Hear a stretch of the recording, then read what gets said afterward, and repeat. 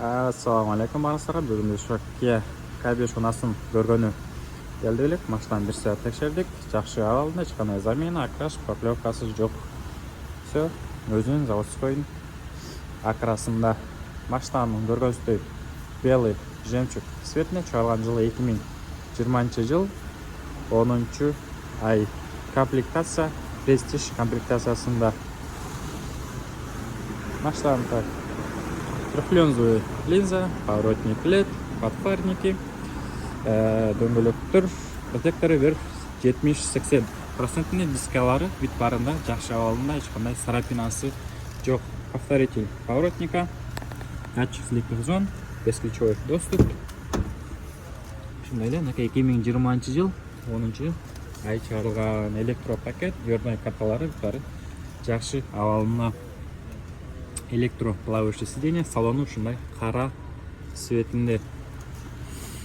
Жана келсек, удержание полосы, антизанос, мультируль, голосовое управление, круиз-контроль, подруливание лепестки, бүт баары иштейт. Пробеги 55.957, почти 56.000 жүргөн пробеги.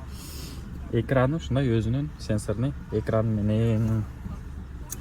Автомат коробкасы шайбой режимде, задний камерасы да баары жакшы иштейт.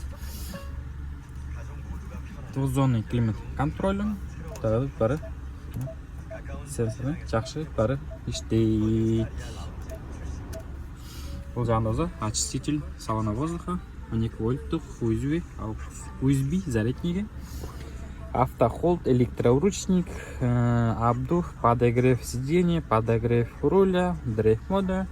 Ушундай 2 стакан коюшу менен ключү, бир эле ключ бар. Ушундай өзүнүн бир эле ключу бар экен бул жагында. Мындай аркаңкыдагы дверной карталары, сиденьялары баары жакшы абалында. Задний LED стоп фаралар баары жакшы абалында.